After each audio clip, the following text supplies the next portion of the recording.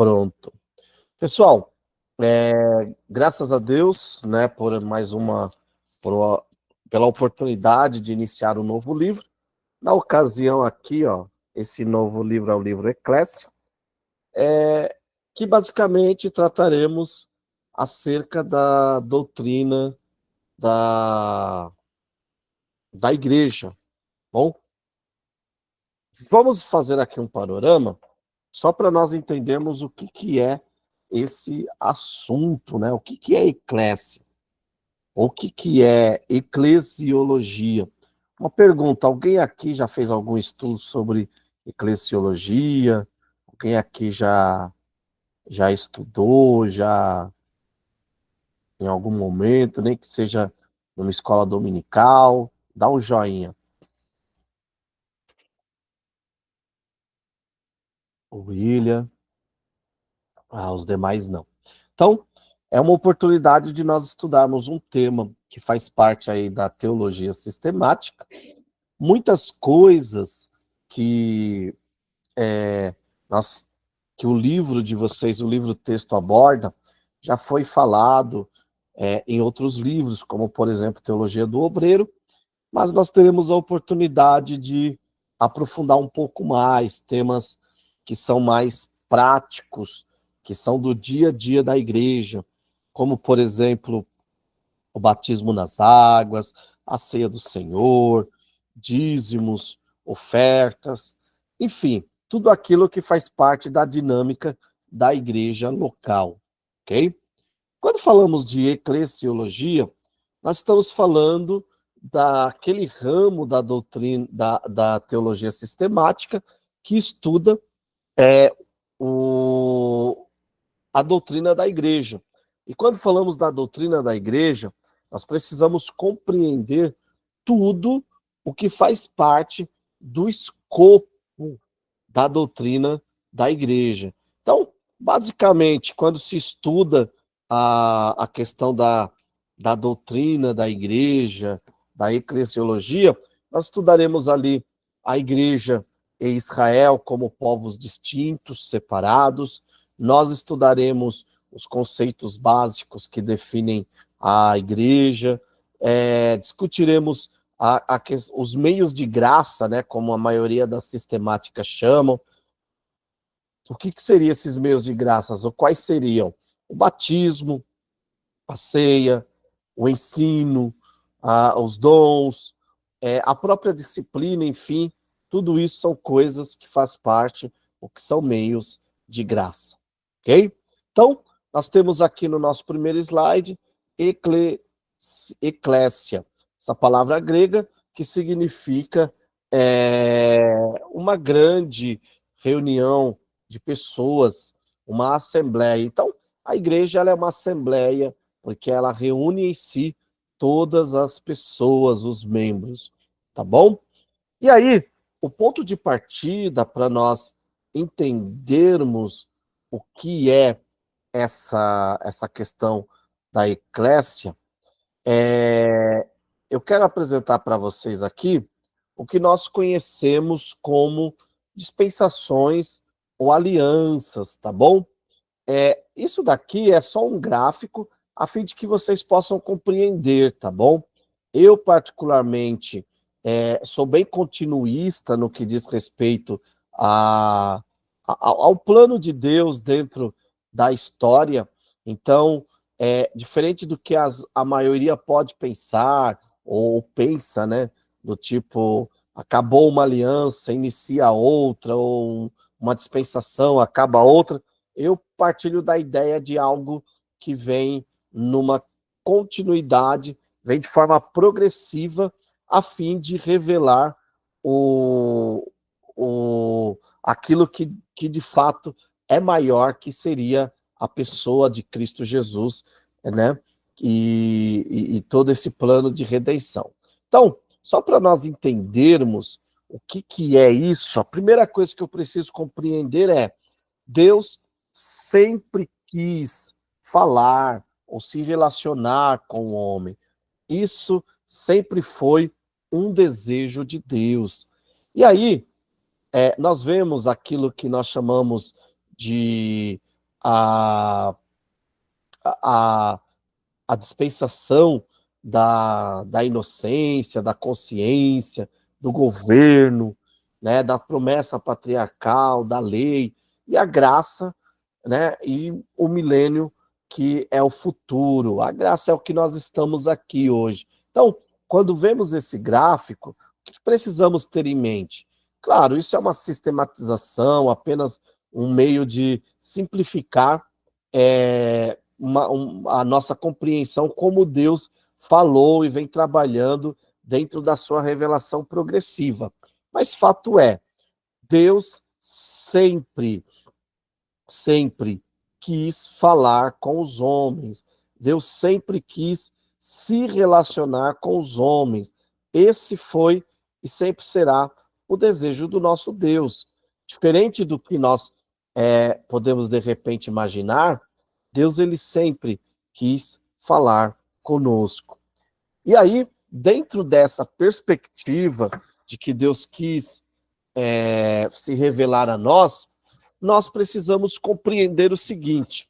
E aí eu quero trazer a vocês um panorama quanto a esse gráfico. O que eu preciso compreender?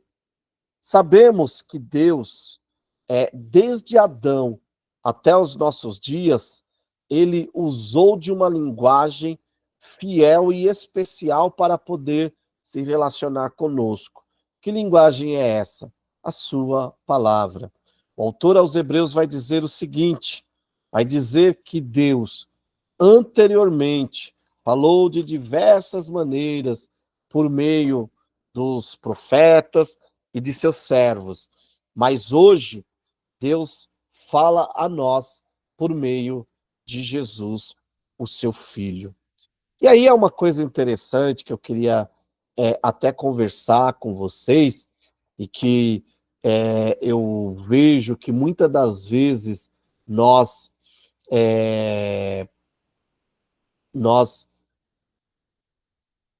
não compreendemos a estrutura que a graça nos oferece, tá bom? Então, só para que vocês possam entender, Deus, ele cria Adão e Eva. Adão e Eva pecam, desobedecendo a palavra de Deus. E ao desobedecerem a palavra de Deus, eles ali são expulsos do Éden.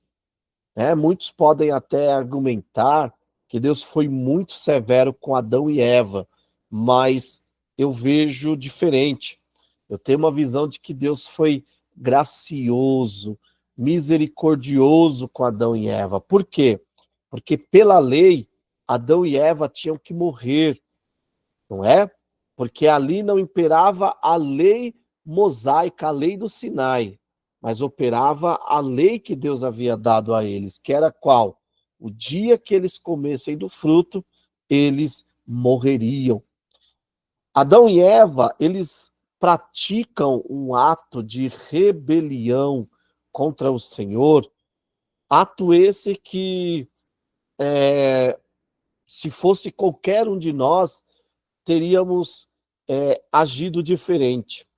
Mas Deus, na sua misericórdia, Deus, no seu ato de bondade, procurou e poupou Adão e Eva. Por quê? Porque Deus ele tinha um plano muito maior, que era revelar o seu Filho Jesus. Então, muitos podem até argumentar que Deus foi pego de surpresa, que Deus foi, que o Senhor, ele foi pego ali de repente e teve que providenciar um plano B. Nunca existiu um plano B. Apocalipse 13:8 vai nos dizer o seguinte, olha o que diz Apocalipse 13:8. Todos os habitantes da terra adorarão aquele cujos nomes não estão escritos no livro do Cordeiro, que foi morto desde a fundação do mundo. Então, olha que interessante. O que que nós temos aqui? Nós temos um texto que deixa bem claro que o nosso Deus, ele não foi pego de surpresa. O que que nós podemos entender?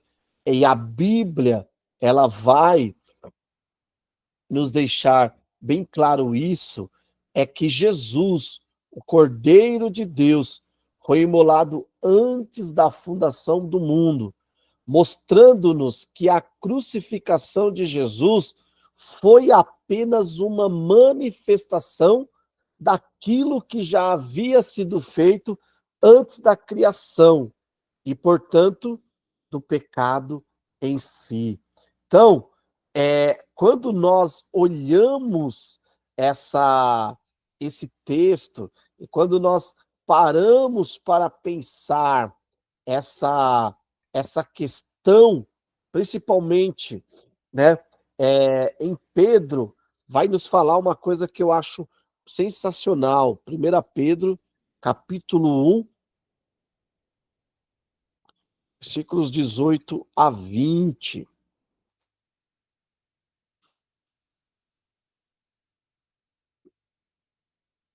1 Pedro, capítulo 1, versículos 18 a 20. Sabendo que não foi com coisas perecíveis, como prata ou ouro, que fostes resgatados da vossa maneira fútil de viver, recebida por tradições dos vossos pais, mas fostes resgatado pelo precioso sangue, como de um cordeiro sem defeito e sem mancha, o sangue de Jesus, conhecido já antes da fundação do mundo, mas manifestado no fim dos tempos em vosso favor. Eu acho isso de uma coisa é, extraordinária, mostrando mais uma vez que Deus sempre quis falar, se revelar ao homem.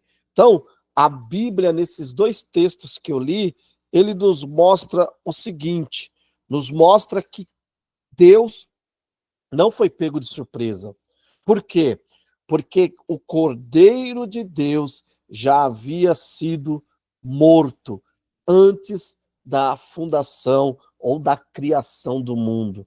Então, todas as vezes que nós lemos o relato da cruz, todas as vezes que lemos em relação ao ministério e aos sofrimentos de Jesus, entendam, meus irmãos, aquilo só foi a manifestação física, por assim dizer, daquilo que já havia acontecido na eternidade. Ou seja, antes da criação do mundo, já o Cordeiro havia sido imolado. Por isso que não havia um plano B. O plano de Deus sempre foi o Cristo se revelar. João vai dizer que Jesus se manifestou para desfazer a obra do diabo, que é o pecado. Sem o pecado, e aqui eu não estou fazendo uma apologia ao pecado, que Adão foram predestinados a pecar, não é isso. Adão e Eva tinham livre-arbítrio. Mas entendam uma coisa, se não fosse Adão e Eva, outro de nós, seres humanos, comeríamos daquele fruto. Por quê? Porque o Cordeiro de Deus já havia sido morto antes da fundação do mundo. Então, essas passagens e outras nos mostram o seguinte, que Deus sempre quis se revelar e falar com o homem. Por isso, a ideia de dispensações, a ideia de alianças, por quê? Porque é uma sistematização da revelação progressiva de Deus. Passado o fato de Adão e Eva terem sido expulsos do Éden, e eu sempre vejo nisso graça e bondade de Deus, por quê? Porque se eles continuassem ali, com certeza eles comeriam do fruto da árvore da vida e seriam pecadores imortais, assim sendo, sem chances de serem livres desse corpo de pecado.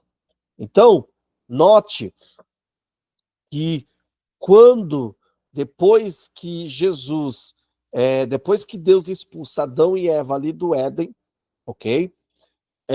Deus, ele começa a se revelar por meio da história. E aí passamos pelo dilúvio, aí passamos pelo aquilo que conhecemos como governo humano, chegamos ali em Nimrod, a separação das pessoas, e chegamos em Abraão. E a partir de Abraão, o Senhor, vamos entender, ele chama um povo para si. E por que Deus chama esse povo para si?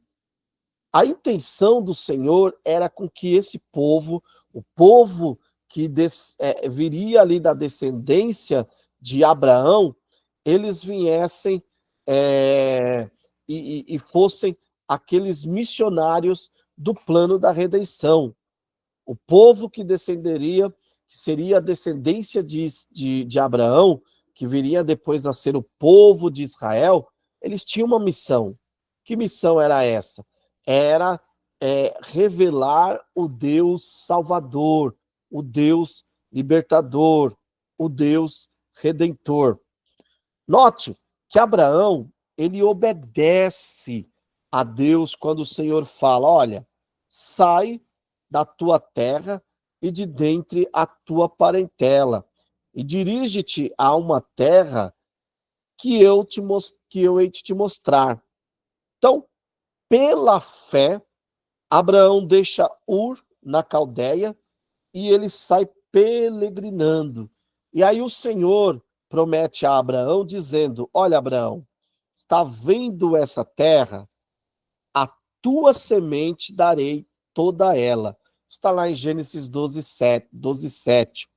Então, note que podemos dizer assim, que com os descendentes imediatos de Abraão, que seriam a priori os hebreus, e depois seriam por meio de Jacó os israelitas, a promessa de Deus a eles é o quê?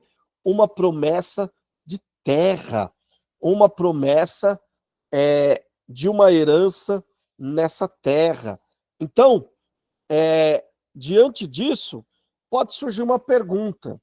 Sérgio, mas não parece ser estranho Deus escolher um povo para que esse povo invada outras terras, destruindo, matando seus habitantes, a fim apenas de esse povo ter uma terra? Seria estranho e errado se a intenção de Deus fosse uma intenção de impérios. E não foi. A intenção de Deus era simplesmente preservar uma semente do qual viria o Messias. Então, quando Deus fala para Israel não se misturar com os povos da terra, é porque Deus quer Deus quer preservar uma semente para que o Messias pudesse nascer.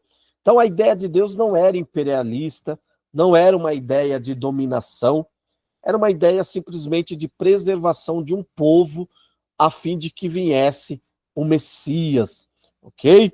Então, mas até nisso veremos daqui a pouco que o próprio povo de Israel não entende isso.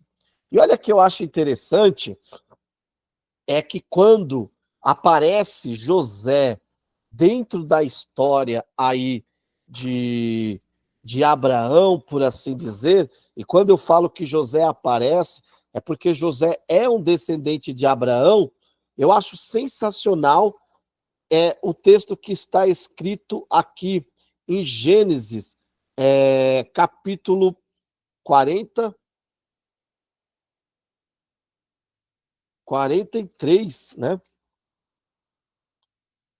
Que vai dizer o seguinte, vai dizer que, desculpa, 45, versículo 5. Agora não vos entristeçais, nem guardeis remorso, por me tendes vendido para cá, pois foi para preservar vidas que Deus me enviou adiante de vós. Olha que interessante. José, após não conseguir conter as suas emoções diante de seus irmãos, José ele revela o porquê de tudo aquilo que aconteceu com ele. E diferente, viu, meu irmão, do que a maioria de nós pregamos e pensamos, Deus deu aqueles sonhos, Deus permitiu que José fosse vendido até o Egito, não simplesmente por uma. Porque os sonhos de José eram lindos, porque Deus realiza sonhos. Se nós olharmos bem, no versículo 43 e o capítulo 43, versículo 18 de Gênesis, nós vemos o quê? Nós vemos que vai dizer e vai deixar, versículo 43 e 18, vai deixar bem claro o seguinte, que José, ele estava no Egito como alguém para preservar vidas. E preservando vidas, ele preserva a descendência direta, a descendência direta de Abraão. E que descendência é essa? É a descendência do qual viria o Messias. Então, todas as vezes que você ler ou pensar sobre José, que você possa ter em mente essa ideia, tá? De que de que José ele não de que José não foi ao Egito simplesmente porque como eu posso dizer, porque ele era bonzinho ou porque ele tinha que se tornar o governador, mas é porque Deus, por meio de José, queria livrar a descendência do qual viria o Messias. Tranquilo, meus irmãos? Alguma pergunta até aqui? Podemos continuar?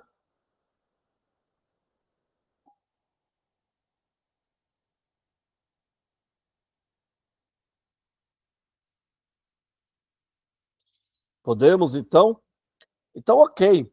Então, olha, que agora nós falaremos um pouco sobre a diferença entre igreja e Israel, tá bom? As pessoas fazem uma confusão muito grande sobre a igreja e sobre o Israel. Alguns até falam que Israel é um tipo de igreja, mas será? Será que é isso mesmo? Pessoal, primeira coisa, tá? Não podemos confundir Israel com a igreja. São dois povos diferentes, ok? Claro que os judeus que se convertem hoje a Jesus, eles são inseridos dentro do corpo de Cristo. Mas há uma promessa específica para a nação de Israel e há uma promessa para a igreja. Então, a primeira coisa que precisamos compreender é a vocação de Israel é uma vocação terrena. Em que sentido? No sentido de que Deus prometeu a eles uma terra. Deus prometeu a Israel governar sobre as nações. Deus prometeu a Israel ser cabeça das nações. Logo, Israel tem uma promessa ou uma vocação, conforme nosso livro texto chama, de uma vocação terrena. Então, não dá para eu olhar e falar assim, que são o mesmo povo. Não, são coisas diferentes, promessas diferentes, tá bom? Então, dito isso, vamos entender qual é a vocação da igreja. Enquanto a vocação de Israel é uma vocação terrena, a vocação da igreja é uma vocação celestial, é é uma vocação no qual há promessas espirituais.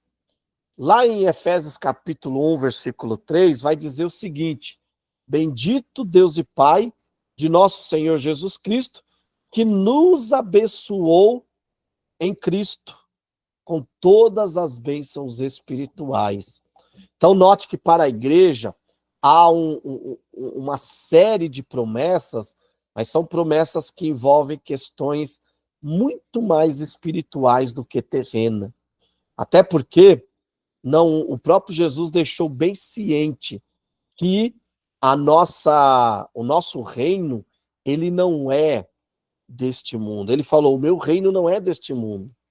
E muitas das vezes nós queremos transformar este mundo numa espécie de extensão do reino de Deus.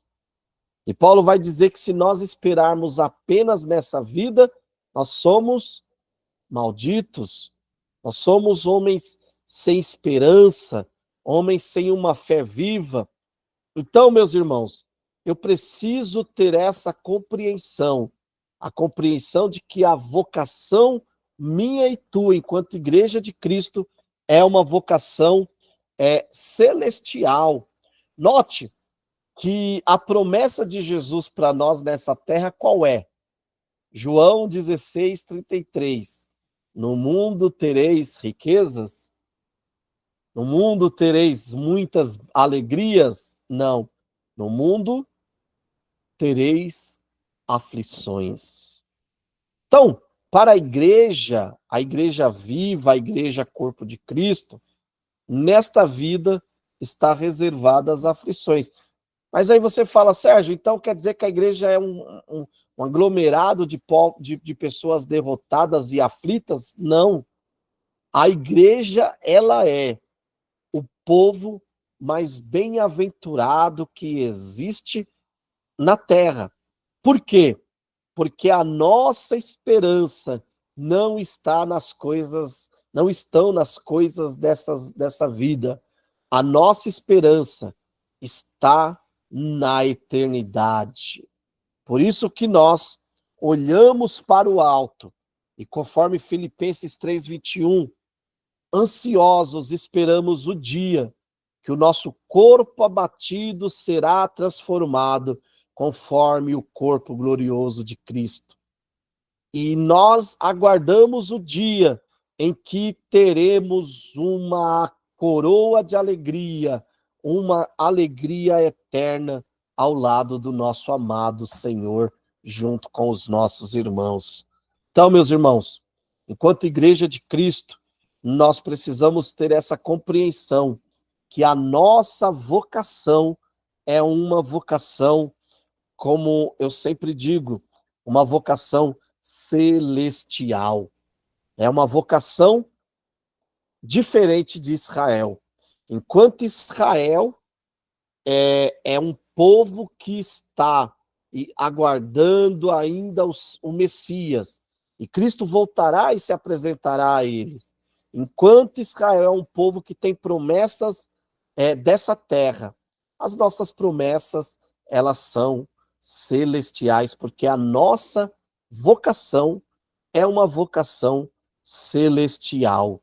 Tranquilo? Alguma dúvida? Nenhuma? Podemos continuar? A Bíblia, a fim de ilustrar essa diferença entre Israel e a igreja, lá no Antigo Testamento, em Isaías capítulo 5, versículos 5-9, nós vemos que Israel é apresentado como uma vinha plantada que tinha como proposta ser fértil. Qual que era a proposta de Israel? Israel tinha uma missão. A missão de Israel era produzir frutos. E que frutos era esse? Era anunciar como uma nação de sacerdotes. Presta atenção, de sacerdote. Não uma nação sacerdotal. Por que de sacerdote? Porque em Israel apenas um clã da tribo de Levi podia ser sacerdote, sumo sacerdote. Então, o Israel que nós estamos falando aqui é uma vinha que Deus chamou para que por meio dela fosse construído o largar, ou seja, por meio dela fosse anunciado, esclarecido aos homens o plano de redenção. Israel não era qualquer nação. Israel era uma nação que tinha um propósito. E esse propósito era preparar o coração dos homens para que viesse o Messias. Mas nós vemos que Israel, ele falha nisso.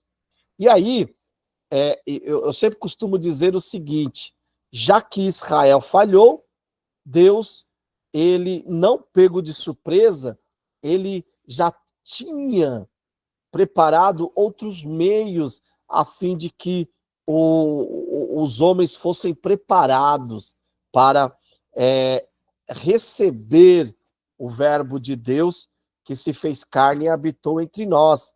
Paulo vai chamar isso de a plenitude dos tempos. E o que é a plenitude dos tempos? A plenitude dos tempos, ela encontra o seu berço, principalmente naquele período da Pax Romana, que começa ali em 27 a.C., com Augusto, né, Otaviano Augusto. E quando fala Augusto é porque ele foi intitulado como filho do Deus, o filho dos deuses, ele foi intitulado como divino, o título Augusto significa divino. E aí você fala, Sérgio, mas tudo isso você vê nisso a plenitude dos tempos? Sim, porque nós vemos o seguinte, que não fosse esse período, Jesus não tivesse vindo nesse período correto, nós podemos observar que, ou como eu costumo sempre dizer, né? Se Jesus não viesse na plenitude dos tempos, ou naquele tempo exato, muitas coisas não fariam sentido. Por quê? Porque Jesus, ele é morto muito pelo que ele fala. Então, só um exemplo para vocês. Quando alguém se aproximava do Senhor Jesus e o chamava de Senhor, se aproximava de Jesus e o chamava de Senhor, isso para nós hoje, na nossa mente ocidental, é uma coisa comum, não é? Nós chamamos nosso pai de Senhor, nossa mãe de Senhora, os mais velhos de Senhor, mas na época de Jesus, havia um único Senhor dentro da sociedade que Jesus estava inserido. Quem era? O César. Então, alguém receber o título de Senhor era como se ele estivesse se levantando contra César. Então, entendam uma coisa, por mais que o sinédrio judaico entregou Jesus aos romanos, mas quem executou Jesus foram as autoridades romanas. E muito disso é porque o ministério de Jesus terminava confrontando principalmente muitos aspectos dessa Pax Romana. Por exemplo, na mentalidade da época, só o imperador era o filho de Deus. E Jesus é apresentado como filho não dos deuses, mas do Deus Altíssimo. Quando Pilatos fala para Jesus, olha, você sabe que eu posso te soltar. E Jesus responde, você não tem autoridade nenhuma sobre mim, a não ser aquela que foi te dada. Isso daí, dentro de uma linguagem para o governador romano, era como se fosse um desafio. Quando perguntam a Jesus sobre o reino dele, ele fala, olha, eu sou o rei mesmo. E vocês verão, muito em breve, o céu aberto e eu retornando, porque eu nasci para isso. Então, note que Jesus, ele nasce naquilo que a Bíblia apresenta como a plenitude dos tempos. Ele nasce no período certo para morrer como Cordeiro de Deus e cumprir tudo aquilo que está nas Escrituras. Tranquilo? A igreja também é apresentada como um tipo de vinha. E essa vinha, segundo os textos que nós lemos, principalmente no Novo Testamento, nós veremos o seguinte, que a igreja ela é apresentada como aquela vinha que vem produzindo. Mas aí fica uma questão, por que que Israel se tornou infértil e a igreja, mesmo com todas as problemáticas visíveis, não se torna infértil? Porque, gente, a igreja ela é apresentada nas escrituras do Novo Testamento como corpo de Cristo.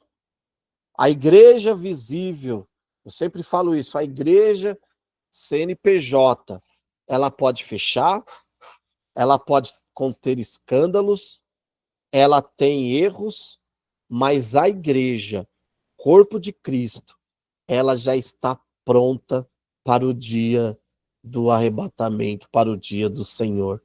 Então, meus irmãos, é essa a grande diferença que existe entre o Israel e a igreja. Tranquilo? Alguma pergunta?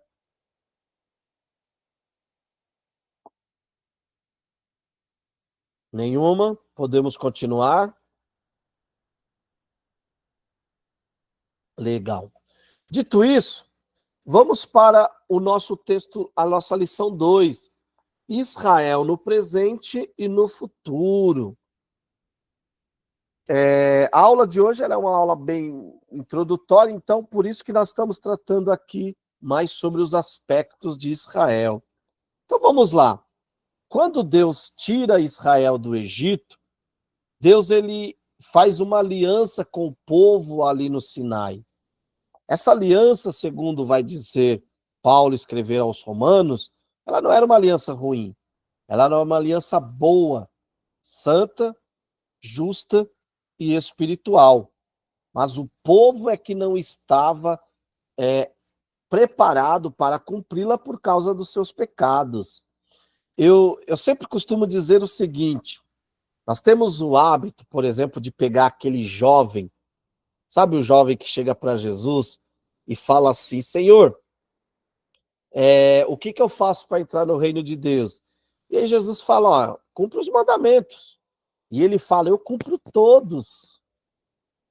Aí Jesus fala, mas te falta uma coisa.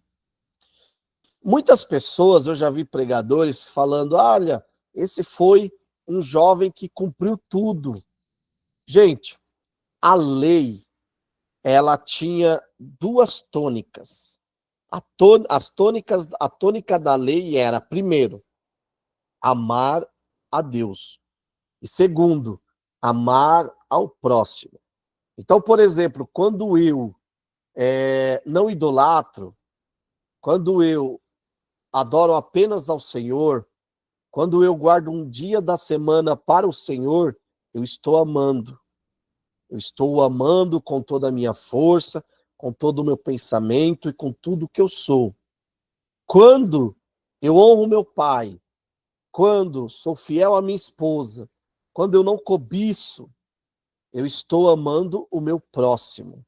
Então, toda a lei, o próprio Jesus disse, se resume nisso, amar a Deus e amar ao próximo. E quando Jesus ele responde àquele jovem, ele pega aquele jovem justamente naquilo que a lei tinha como ponto central. Porque uma coisa que eu preciso compreender sobre a lei é o seguinte, e aí eu sempre falo que Jesus, ele subiu a régua. Jesus é a própria régua agora, né? No período da graça. Ele mesmo falou, um novo mandamento vos dou, que ameis uns aos outros como eu vos amei. Paulo vai dizer que nós devemos segui-lo porque ele segue a Cristo. Cristo agora é o nosso modelo, é o nosso padrão, é a nossa régua. E Jesus, ele explicando a lei, Jesus ele colocou uma coisa que os rabinos e os fariseus não conseguiam compreender da lei. Qual é? Que para Deus não é somente a prática, mas o desejo ou o que eu sinto é pecado também. Então, eu sempre costumo dizer isso, às vezes nós temos o hábito de achar que o pecado ele é medido na régua de Deus de forma quantitativa. Mas, na verdade, o nosso pecado, a nossa condição, ela é medida na régua de Deus de forma qualitativa. Ou seja, para Deus, o que vale são os meus desejos, os meus sentimentos. Note que no tribunal de Cristo, o que será colocado no fogo para ser julgado são as minhas intenções, ou seja, o meu sentimento em relação ao meu serviço. Se eu trabalhei e sempre foi com a intenção de Deus ser glorificado, essa obra passará. Agora eu trabalhei, mas o desejo foi eu sempre me enriquecer ou me aparecer para as pessoas, essa obra vai ser queimada. Então, era isso que o povo não entendia. E Jesus vem explicar isso, não é o que Jesus fala? Olha, foi dito não matarás, mas se você desejar matar alguém, você já matou perante o Senhor. Tá vendo como a graça, nós temos o hábito de dizer que a graça facilitou. Eu entendo diferente. A graça, ela nos traz um juízo muito mais severo. Em que sentido, Sérgio? Porque na lei, as pessoas eram apedrejadas quando cometiam alguns pecados, mas dentro de si elas podiam se arrepender e mesmo perecendo no seu corpo, serem salvas. Quer ver um exemplo? Moisés. Moisés, ele vê a terra, o seu corpo não entra. Na sua carne, ele não consegue adentrar a terra prometida. Mas Moisés, com certeza, está no rol ou na fileira dos salvos. Haja vista que ele aparece para Cristo na transfiguração, haja vista que Deus vai falar que não houve um homem como Moisés. Mas por que isso? Porque Moisés ele sofre na carne, porque a lei trazia isso, uma condenação, mas já, se lembra que eu falei? Que a cruz, ela simplesmente manifestou aquilo que já havia sido feito antes da fundação do mundo. A lei, ela só está mostrando visivelmente a todos a consequência eterna do pecado, que é o quê? A morte. Então, meus irmãos, quando eu digo que a graça nos traz um juízo muito mais rigoroso, e que o escritor aos Hebreus vai falar que nós devemos nos atentar a essa tão grande salvação, é ficar, calma aí, eu não posso brincar com a salvação. Por quê? Porque o período que eu vivo é o da graça, mas a graça me trouxe muito mais responsabilidades.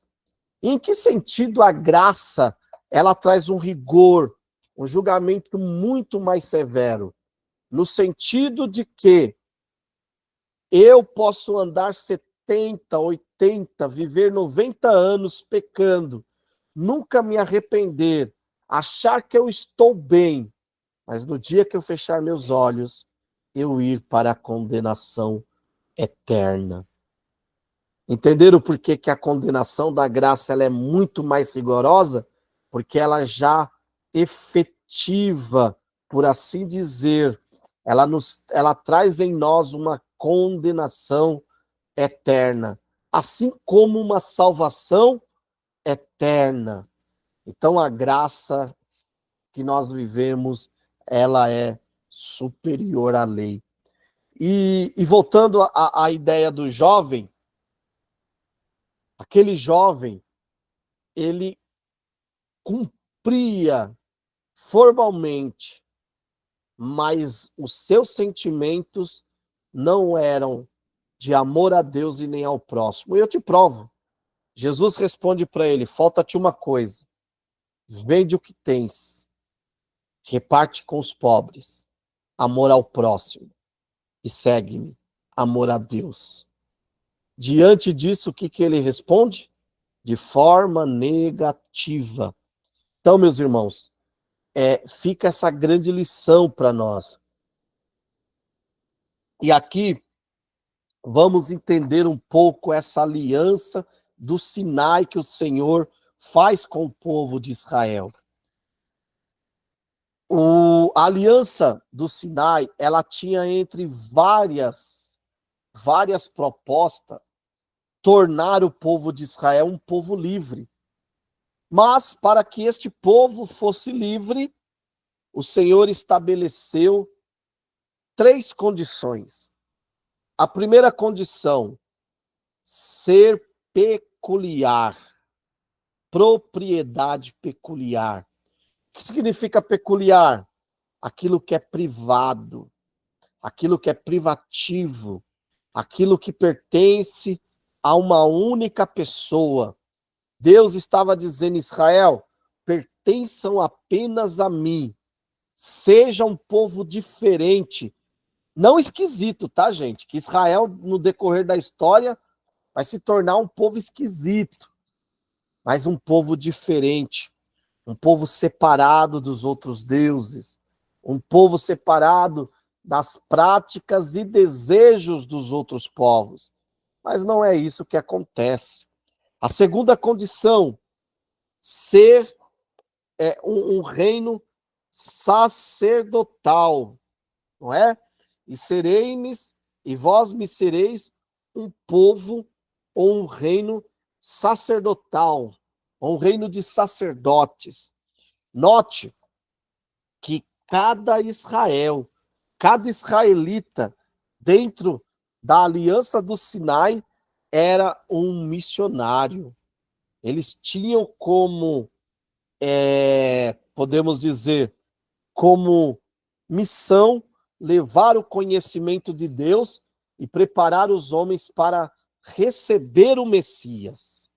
E a terceira condição, ser um povo santo, ser um povo separado dos outros povos. Então, essas eram as condições para Israel. Mas nós vemos que Israel fracassa. Israel fracassa. E ao fracassar, primeiro Israel, ao ouvir essa proposta, eles falam unânime que tudo que o Senhor tinha falado, eles obedeceriam. Mas Israel fracassa.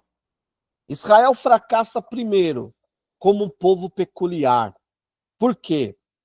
Porque ao entrarem nas terras prometidas, eles rejeitam Deus como seu rei, e agora, a exemplo das outras nações, dos outros povos, eles querem um rei também. Então, eles não querem mais ser propriedade do Deus que é dono de toda a terra. Agora, eles querem ter um homem para mandar neles. Irmãos, até nisso a igreja é diferente. Entenda o que eu vou dizer aqui. Israel, como uma nação com promessas terrenas, teve homens que mandassem e que imperassem sobre elas.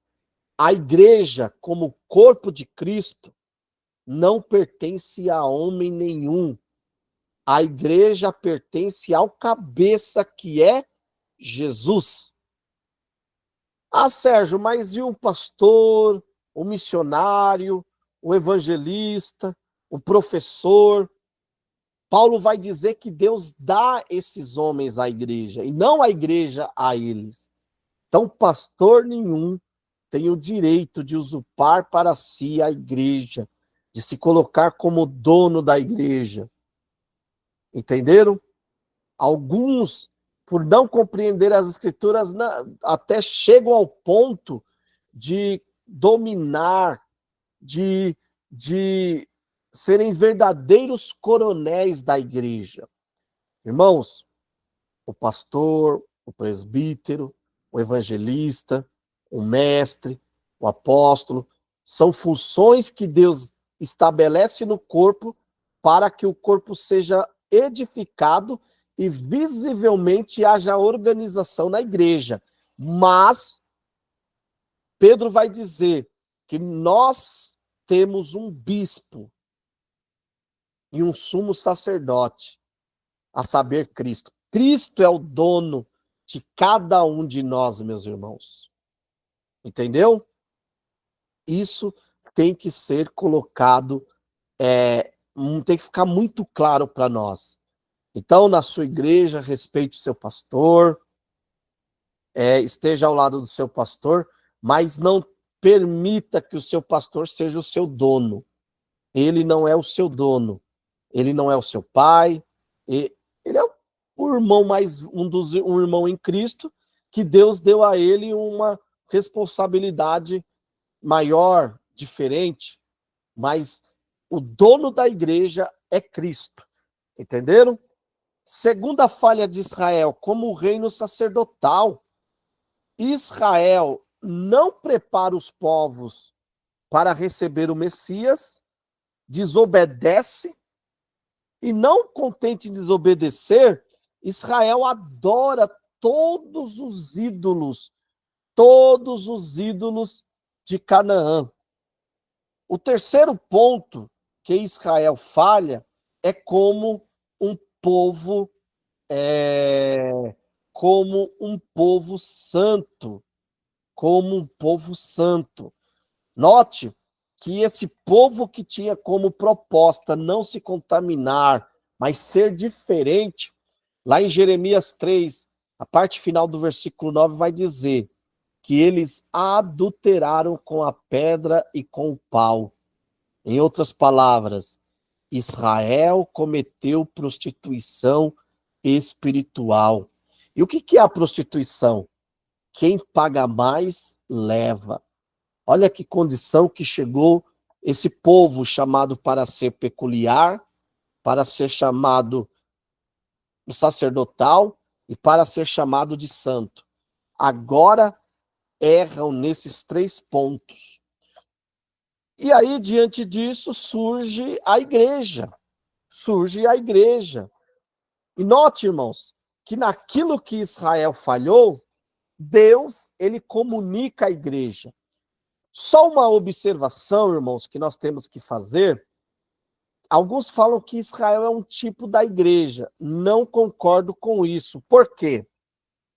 Porque em nenhum lugar da Bíblia você vai ler que Israel fora projetado por Deus antes da fundação do mundo.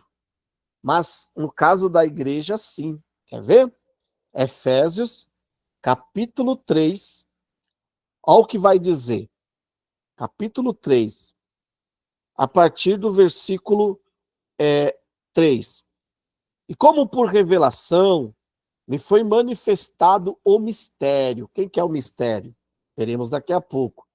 Conforme vos escrevi acima em poucas palavras, de forma que quando ledes, podeis perceber a minha compreensão do mistério de Cristo. Esse é o mistério. Que mistério? Que em outras gerações não foi manifestado aos homens, da forma como se revelou agora no Espírito aos seus santos apóstolos e profetas. Isto é, que os gentios são coerdeiros, membros do mesmo corpo e coparticipantes da promessa em Cristo Jesus por meio do Evangelho. Fui feito ministro desse Evangelho segundo o dom da graça de Deus que me foi concedido conforme a atuação do seu poder. A mim, o menor entre todos os santos, foi concedida a graça de anunciar aos gentios as riquezas insondáveis de Cristo e de mostrar a todos qual é a dispensação do mistério, que desde os séculos esteve oculto em Deus, que tudo criou. Mas que mistério é esse? Que estava oculto em Deus, para que agora, a multiforme sabedoria de Deus seja manifestada por meio da igreja aos principados, poderios nas regiões celestiais. Isso é sensacional, meus irmãos. Israel nunca esteve oculto, mas a igreja, conforme está escrito aqui, estava escondida em Deus como um projeto. E qual era esse projeto? Neste projeto, neste corpo, unir e fazer gentios e não gentios, coparticipantes, coherdeiros das riquezas de Deus.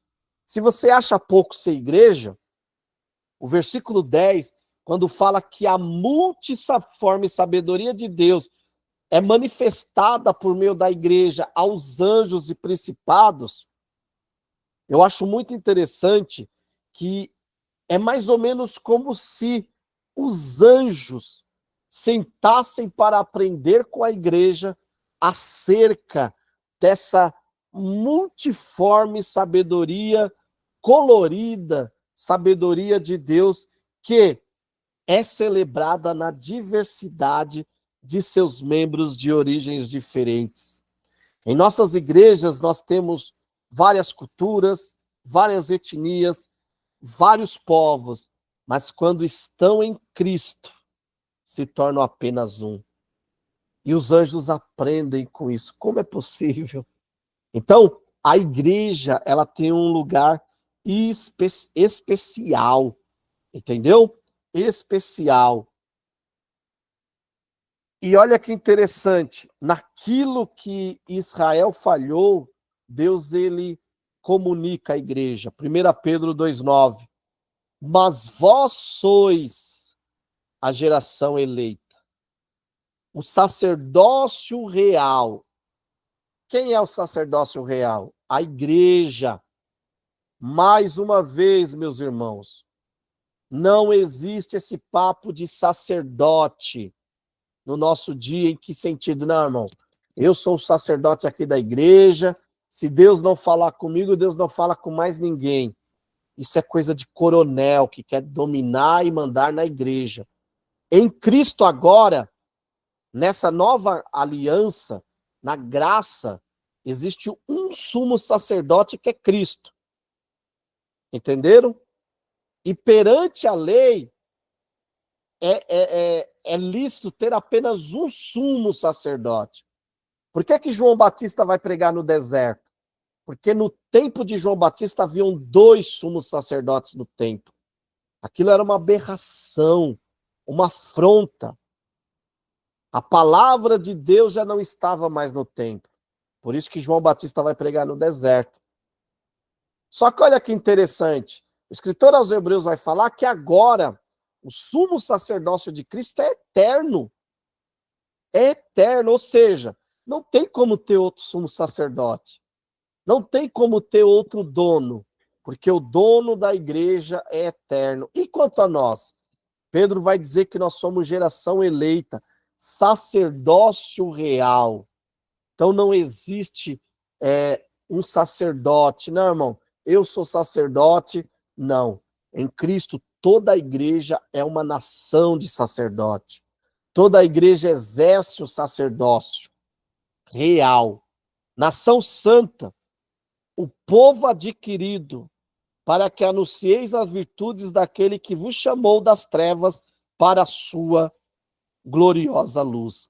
Se nós compararmos 1 Pedro 2,9 com Êxodo 19, 5, 6, basicamente Pedro está espelhando esse texto e dizendo o seguinte: olha, aquilo que Israel deixou de ser, agora a igreja, corpo de Cristo, é. Ok? Mas Israel falhou só nisso? Não. Israel, eles falham no deserto, né? O povo crucifica Moisés, falando, mas como que o homem mais manso da terra caiu, ficou irado? Gente, imagina 40 anos um povo igual Israel na tua orelha, reclamando. Se tinha carne, reclamava porque queria pão. Se tinha pão e carne, reclamava porque queria água. Quando tinha pão e água, e carne e reclamava porque queria cebola. Nada estava bom para aquele povo. Aquele povo foi tão ruim que apenas 2 entraram dos que saíram do Egito, apenas 2 entraram na terra prometida, a saber, Calebe e Josué. Então, eles falham no deserto, né? Eles falham também na terra prometida.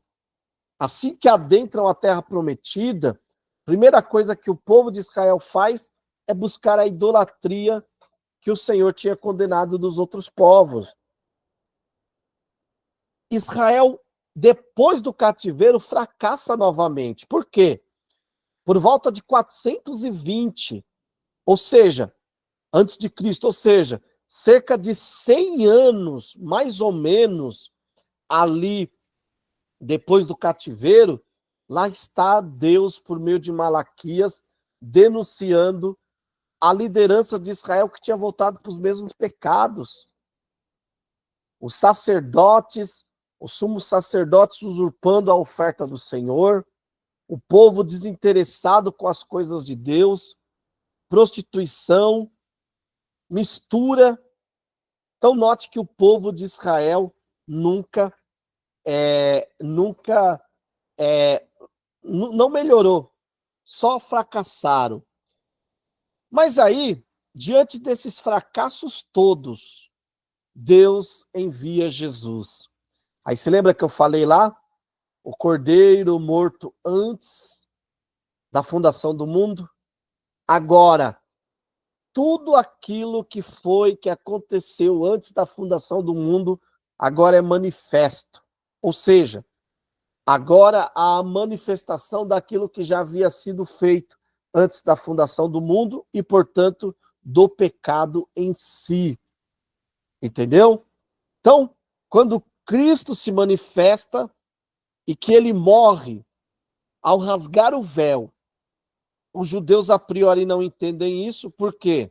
Porque nós vamos ver em Hebreus que vai dizer que ainda continuava, mesmo após a morte de Jesus, com sacrifícios lá no templo, entendeu? Mas não tinha mais valor nenhum. Por quê? Porque Cristo ele não vai abolir a lei moral.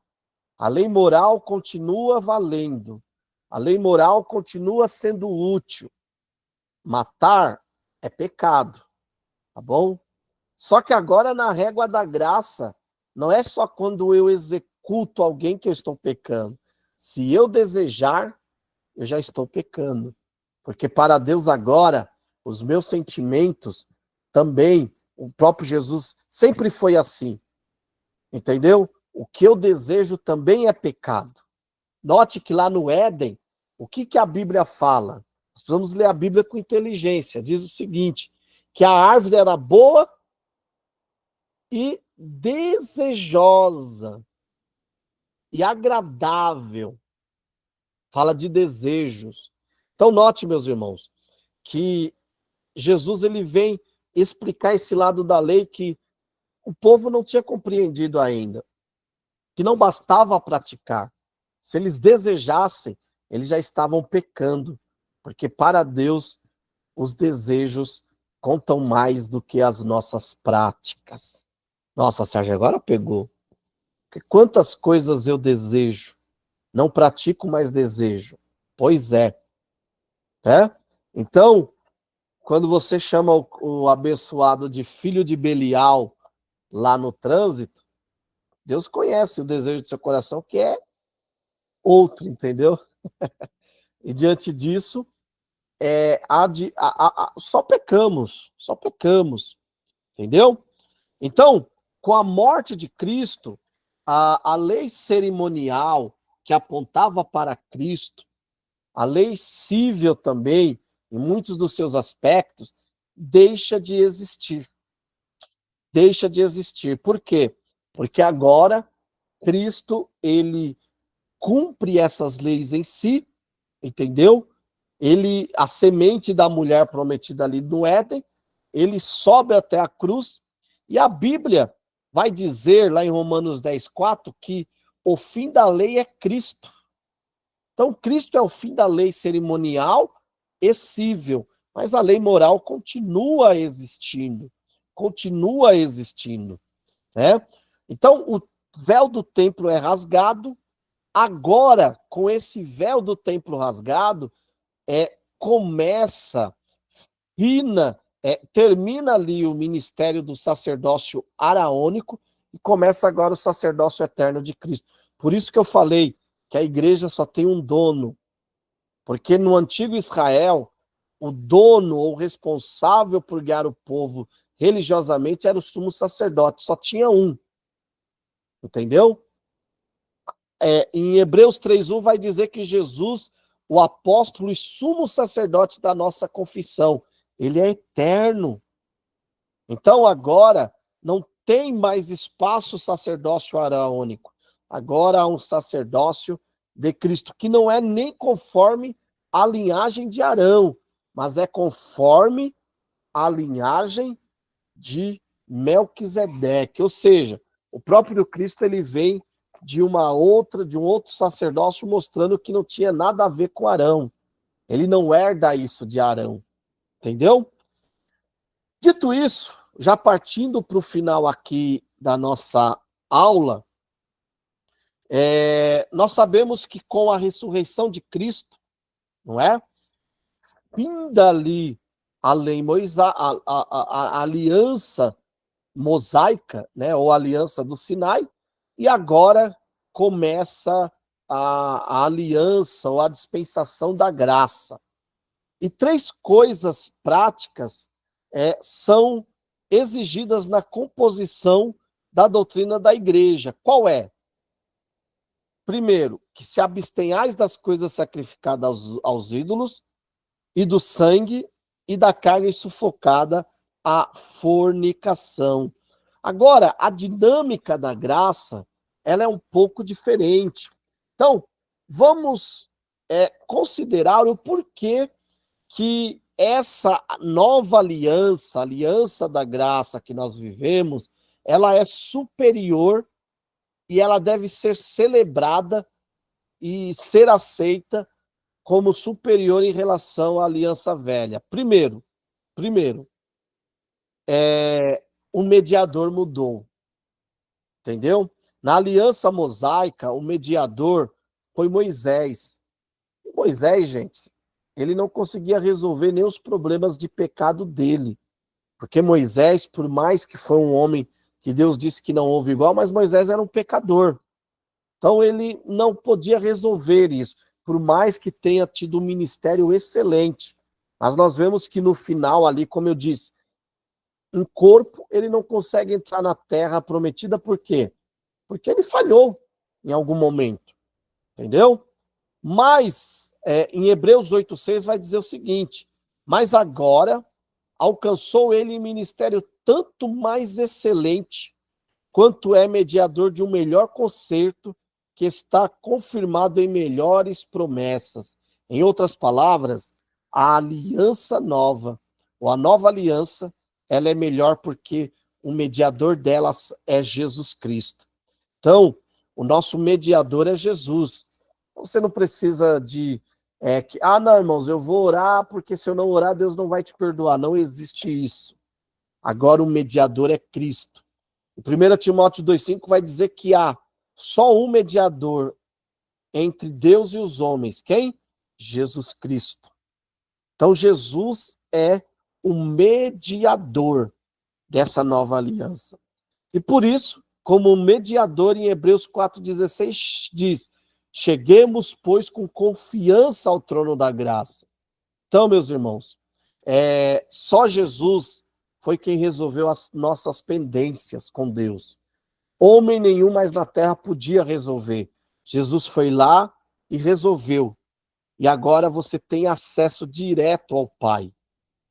O segundo elemento que mudou em relação à aliança, mudou o quê? O segundo elemento do pacto, ou seja, o pactuado.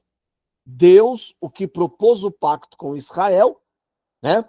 O velho pacto, a velha aliança, foi celebrada com o povo de Israel apenas, com Israel. Agora, a nova aliança, ela é celebrada com todos os filhos espirituais de Abraão, ou seja, com o Israel espiritual e com toda a igreja, conforme está lá em Gálatas 4:28. Mas nós, irmãos, somos filhos da promessa como Isaac, não é? Isso cumpre o que está lá em Romanos 9:25, Paulo citando Oséias diz: chamarei meu povo ao que não era meu povo, e amada a que não era amada.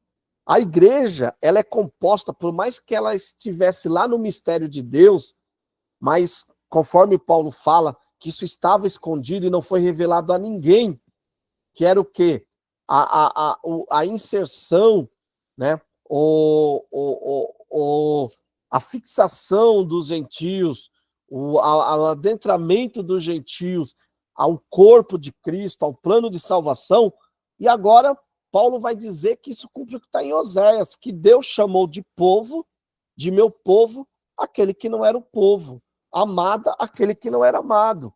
Porque na concepção do Israel missionário do Antigo Testamento, os gentios não tinham solução, porque Israel se torna um povo exclusivista.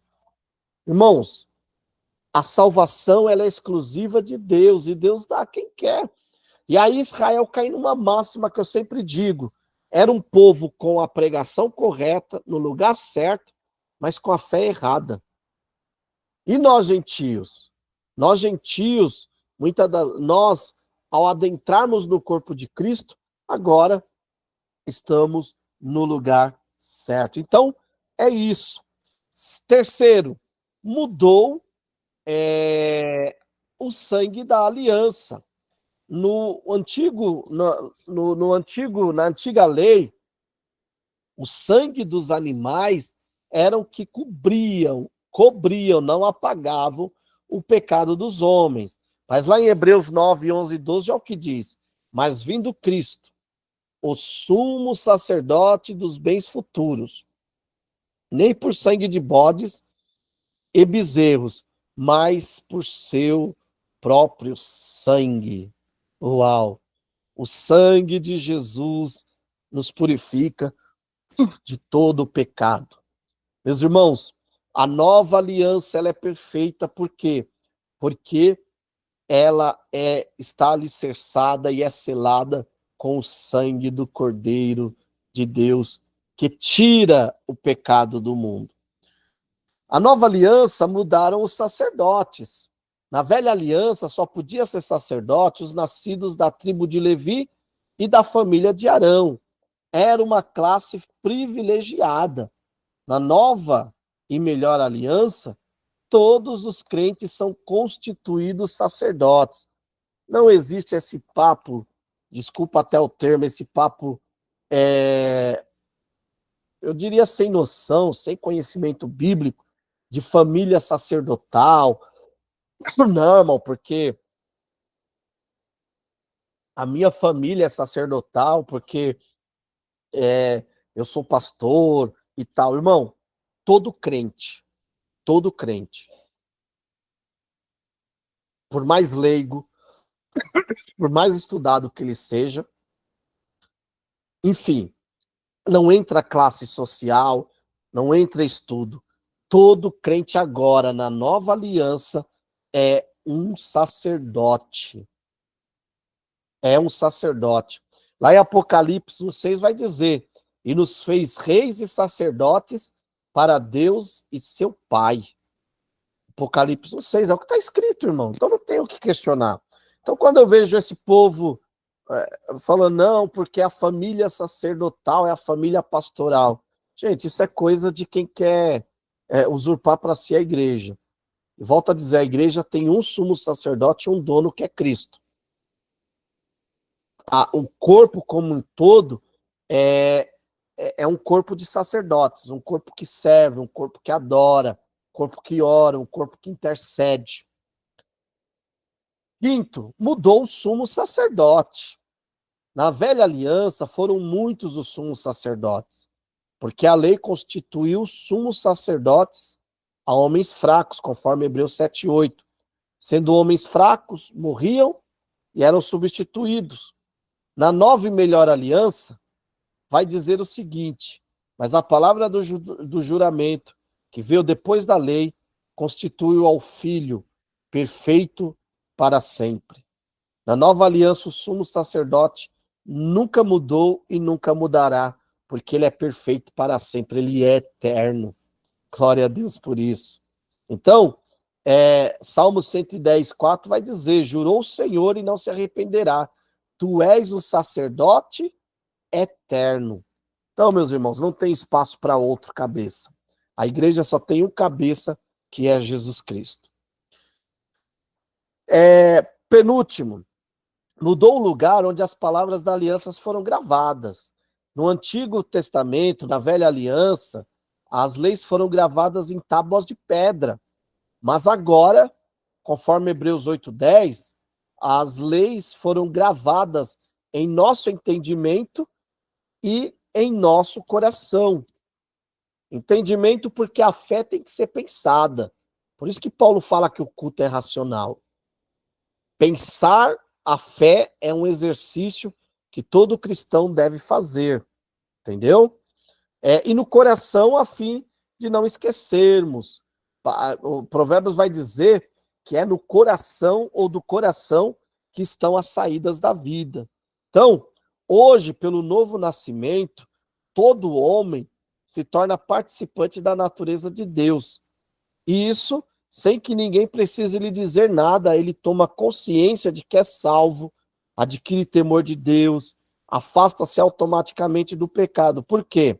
Porque, conforme Hebreus 8:11, e não ensinará cada um ao seu próximo, nem cada um ao seu irmão, dizendo: conhece o Senhor, porque todos me conhecerão, desde o menor deles até o maior. Isso fala de uma dinâmica interessante da igreja. Por mais que haja o discipulado, mas o próprio Espírito Santo testifica em nossos corações, testifica em nossa mente aquilo que devemos fazer ou não.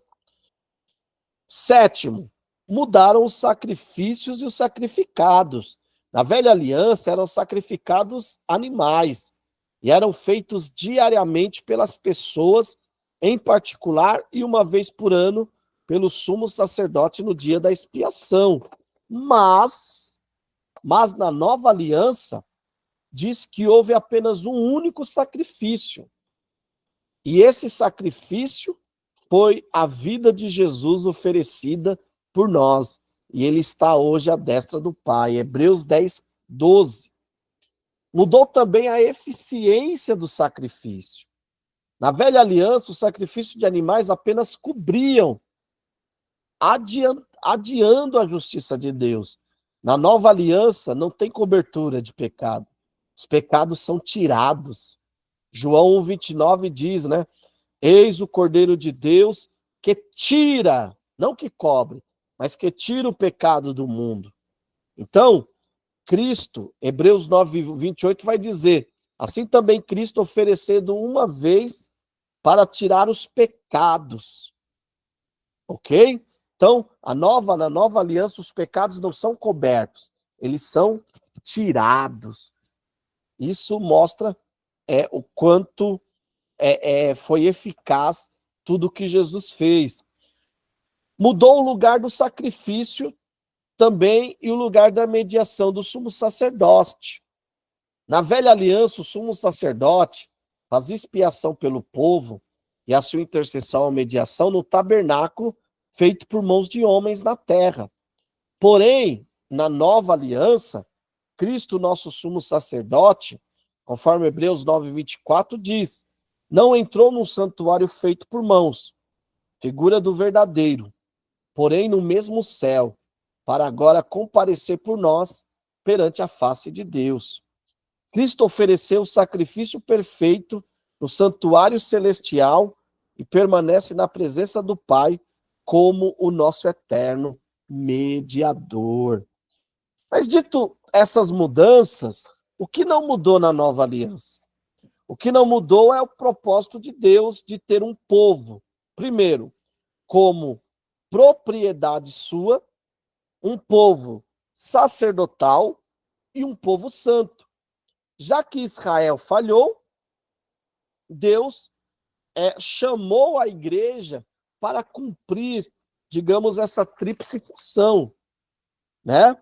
Então, o primeiro objetivo, Deus quer a igreja como a sua propriedade peculiar.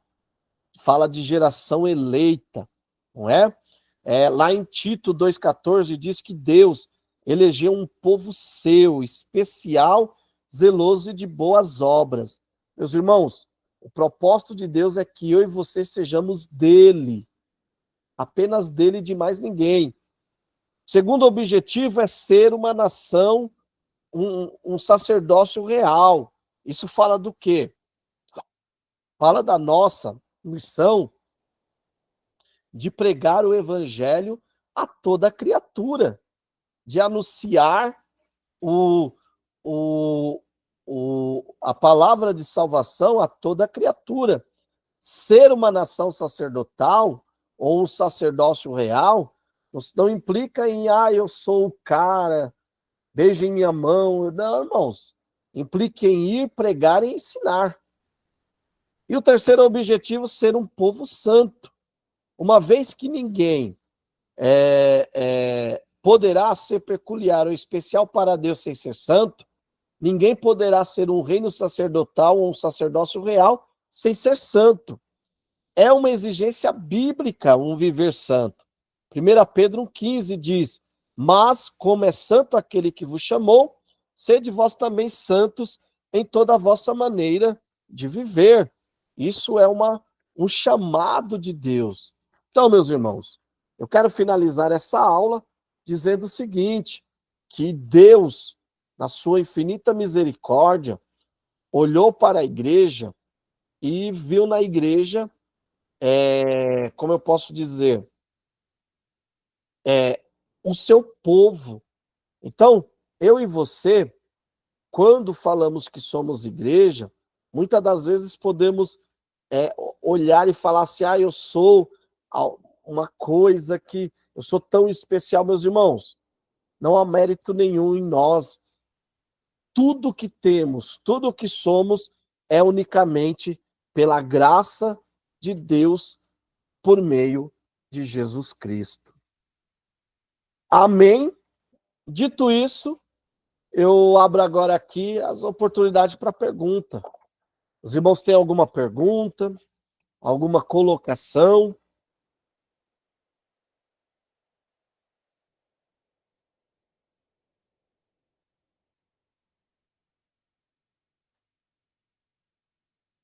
Tudo certo? Nenhuma pergunta?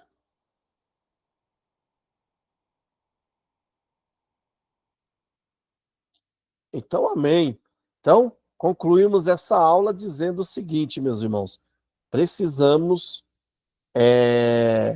compreender que, tal como Israel falhou e caiu nessa condição espiritual que está hoje, nós, às vezes, quanto membros do corpo de Cristo, temos que vigiar para não cair nessa mesma situação. Então, meus irmãos, que Deus abençoe vocês. Até a próxima aula. Vamos tirar a nossa foto, né, para postar.